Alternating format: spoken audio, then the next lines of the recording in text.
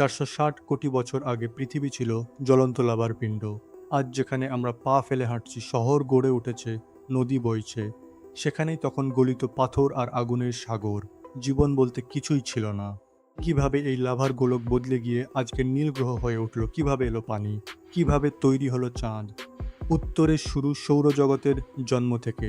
আজ থেকে প্রায় 46 কোটি বছর আগে সৌরজগত বলে কিছু ছিল না। ছিল শুধু অন্ধকার, ফাঁকা মহাকাশ আর ধুলো গ্যাসের এক প্রকাণ্ড মেঘ সোলার নেবুলা। এর বেশিরভাগই ছিল হাইড্রোজেন আর হিলিয়াম। এই মেঘ লক্ষ লক্ষ বছর ধরে নিঃশব্দে ভেসে বেড়াচ্ছিল। তারপর হঠাৎ কাছাকাছি একটা মৃতপ্রায় তারা ফেটে গেল, সুপারনোভা। সেই বিস্ফোরণের অভিঘাত আমাদের নীহারিকায় পৌঁছলো। গ্যাস আর ধুলো সংকুচিত হতে শুরু করলো। ধীরে ধীরে পুরো নীহারিকা চুপসে পড়তে লাগলো।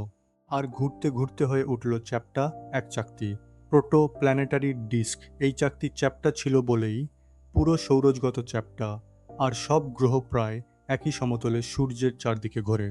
চাকতির কেন্দ্রে চাপ আর তাপমাত্রা বাড়তে জন্ম নিল প্রোটোস্টার। তারপর কেন্দ্র এতটাই ঘন ও উত্তপ্ত হয়ে উঠল যে শুরু হলো নিউক্লিয়ার ফিউশন। হাইড্রোজেন জুড়ে তৈরি হতে লাগলো হিলিয়াম, আর জন্ম নিল আমাদের সূর্য। আজ সৌরজগতের মোট ভরের 99.8% সূর্যের দখলে। বাকি 0.2% দিয়ে তৈরি হয়েছে গ্রহ, চাঁদ, ধূমকেতু আর গ্রহাণু। কিন্তু গ্রহগুলো কিভাবে তৈরি হলো? ঘূর্ণায়মান চাকতির ধূলিকণা স্থির বিদ্যুৎ আর রাসায়নিক বন্ধনে জুড়ে জুড়ে বড় হতে লাগলো। প্রথমে ছোট দলা, পরে কিলোমিটার আকারের প্ল্যানেটেসিমাল, আর মাধ্যাকর্ষণ যখন তাদের টেনে এক করল, তখন এরা প্রোটোপ্ল্যানেটে পরিণত হলো।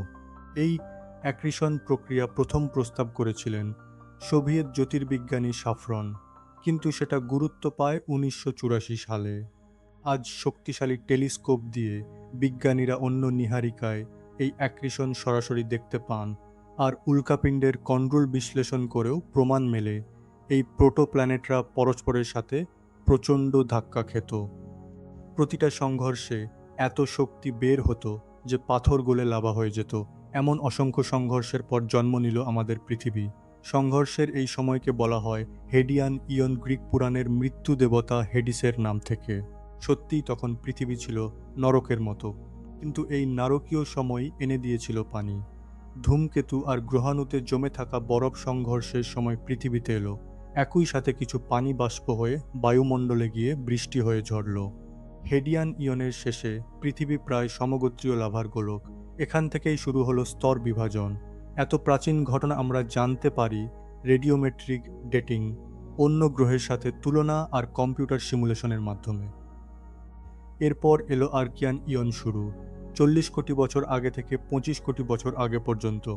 লাভার গোলকের ভেতর ভারী মৌল, যেমন লোহা নিকেল তলিয়ে কেন্দ্রের দিকে নামতে লাগলো, আর হালকা মৌল যেমন সিলিকন, অক্সিজেন ওপরে ভেসে উঠল। কেন্দ্রে চাপ এত বেশি যে 6000 ডিগ্রি সেলসিয়াস তাপেও লোহা কঠিন। ম্যান্টলে থাকা ইউরেনিয়াম, থোরিয়ামের তেজস্ক্রিয় ক্ষয় আজও পৃথিবীকে উত্তপ্ত রাখছে। হালকা মৌল ওপরে ঠান্ডা হয়ে গড়ে তুলল ভূত্বক। এই 3 স্তরই আমাদের জানা, কিন্তু ভৌত বৈশিষ্ট্যে পৃথিবী আসলে 5টি স্তরে বিভক্ত: লিথোস্ফিয়ার, অ্যাস্টেনোস্ফিয়ার, মেসোস্ফেরিক ম্যান্টল, বাইরের কেন্দ্র, ভেতরের কেন্দ্র। লিথোস্ফিয়ার খণ্ডিত। এর টেকটনিক প্লেটগুলো সীমানায় আগ্নেয়গিরি আর ভূমিকম্প হয়। নিচের অ্যাস্টেনোস্ফিয়ার নরম, পিচ্ছিল, ওপরেই প্লেটগুলো ভাসে।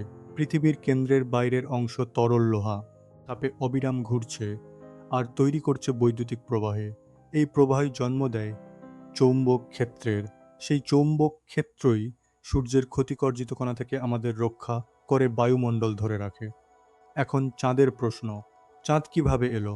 হেডিয়ান ইয়নেই উত্তর। বিজ্ঞানীদের পুরনো তত্ত্বগুলো ভুল প্রমাণিত হয়েছে। বর্তমানে সবচেয়ে গ্রহণযোগ্য তত্ত্ব জায়ান্ট ইম্প্যাক্ট হাইপোথিসিস। প্রায় 40 কোটি বছর আগে মঙ্গল আকারের এক প্রোটোপ্ল্যানেট, যাকে বলা হয় থিয়া, সজোরে ধাক্কা মারে তরুণ পৃথিবীতে।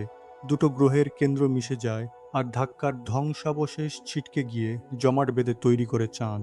অ্যাপোলো মিশনের আনা চাঁদের পাথর বিশ্লেষণ করে দেখা গেছে তা পৃথিবীর ব্যাসল্টের সাথে প্রায় এক। চাঁদের লোহার কেন্দ্র খুবই ছোট, কারণ থিয়ার বেশিরভাগ লোহা পৃথিবীর সাথেই রয়ে গেছে।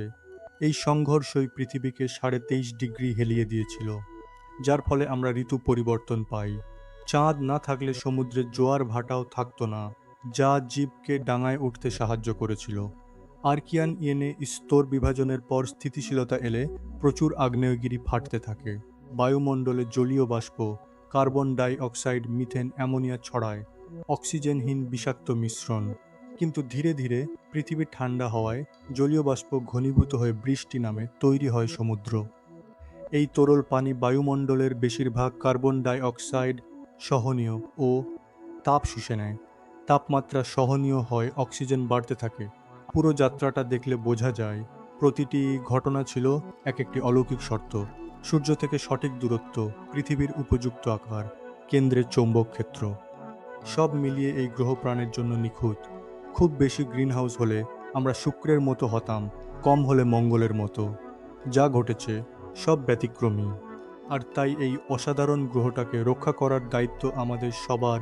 বাস্তবিক্স এর সাথে থাকুন পৃথিবীর আরও রহস্য জানতে।